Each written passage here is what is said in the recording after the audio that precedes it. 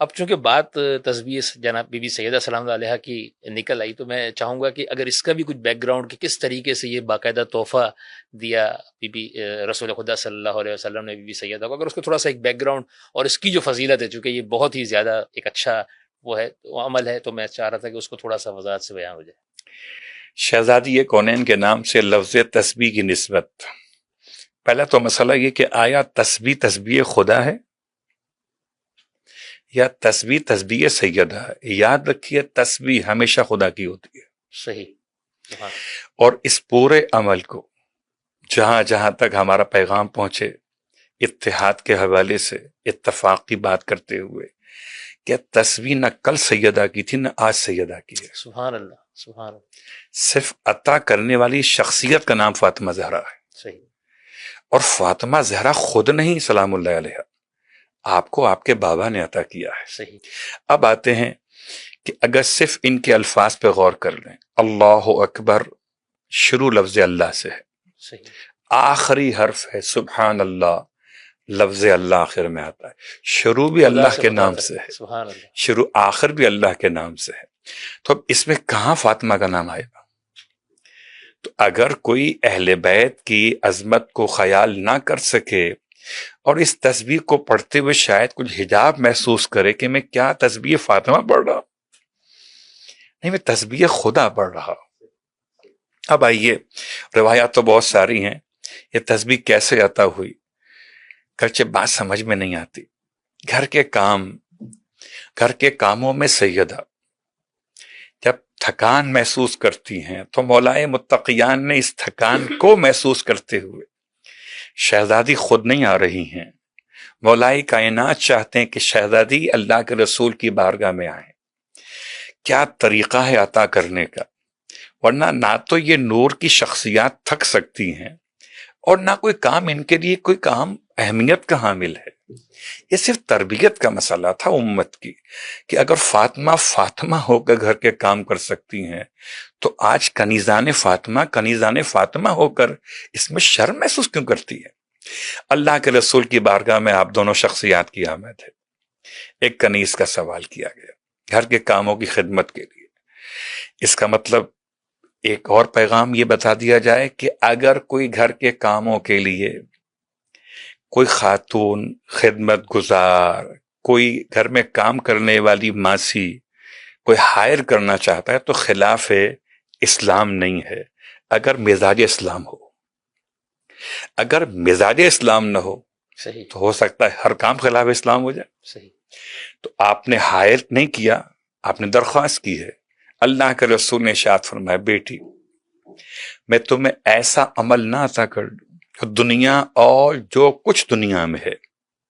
اس سب سے بہتر ہو۔ تو آپ کا سوال آپ کے انداز میں تھا، پیغمبر کی عطا پیغمبر کے انداز میں تھی، آپ نے ارشاد فرمایا کہ بیٹی خدا کے نام ہیں، اس کو اس طرح لیجئے کہ اللہ اکبر 34 مرتبہ، الحمدللہ 33 مرتبہ، سبحان اللہ 33 مرتبہ۔ آپ نے یہ ارشاد فرمایا شہزادی کونین وہ لے کر آئی ہیں، واقعاً اگر کوئی کنیز لاتی تو اسی گھر میں رہتی، آپ تصویر لے کر آئی، ہر گھر میں ہے۔ سبحان اللہ۔ اب میں سوچتا ہوں کہ تسبیح کا ایک کنیز کے سوال سے کیا ربط ہے؟ کیا ایک صاحب فصاحت و بلاغت نبی ایک کنیز کے سوال پر تسبیح عطا کرے گا؟ تو اس کا مطلب یہ ہے کہ پیغمبر پیغام دینا چاہتے ہیں کہ انسان گھر کے کاموں میں تھکتا کب ہے اور اس کی توانائی کی بحالی کیسے ہو سکتی ہے۔ ذکر خدا سے بہتر کوئی اور ٹونک نہیں ہو سکتا، اور توانائیوں کو اس طرح آپ اپنے بڑھا لیجئے کہ ذکر خدا کیجئے تو کام آسان ہو جاتے ہیں۔ اچھا، یہ تسبیح پھر ایسی رائج ہوئی کہ آج اپنی عبادت کا ثواب بڑھانے کے لیے، ذکر خدا میں ذکر کثیر تک پہنچانے کے لیے، اپنی سماعتوں کا علاج کرنے کے لیے، اپنی مشکلات کو آسان کرنے کے لیے، اپنے سفر کو محفوظ بنانے کے لیے، اپنی عبادت کو مقبول بنانے کے لیے اس سے بہتر اور کوئی وسیلہ ملتا نہیں ہے۔ بس میں آپ کے ذریعے سے آخری بات کہنا چاہوں گا، تسبیح ضرور پڑھیے، مگر تسبیح کے آداب کے ساتھ۔ یعنی کیا مطلب؟ امام فرماتے ہیں کہ ہم تسبیح فاطمہ کی تعلیم ایسے دیتے ہیں جیسے واجبات کی تعلیم دیتے ہیں، اور ہمارے یہاں تسبیح کو مستحب کے عنوان میں کچھ فقہ ہم زیادہ سمجھنے لگے ہیں نا، تو مستحب کو ایسا سمجھتے ہیں جیسے گھر کا مسئلہ ہو، حالانکہ آل محمد کی عطا ہے، میرے گھر کی بات نہیں ہے۔ تو کوشش کریں کہ پہلو بدلے بغیر، نماز کے بعد، نماز کے بعد، صحیح، سلام پڑھنے کے بعد صحیح، کوئی اور کام بعد میں کریں۔ ساری تعقیبات ہیں، تلاوت قرآن تعقیب ہے، سجدہ شکر تعقیب ہے، اور ہمارے پاکستان میں آپس میں ہاتھ ملانا، صحیح، مصافحہ کرنا بھی ایک تعقیب کے طور پہ لیا جاتا ہے،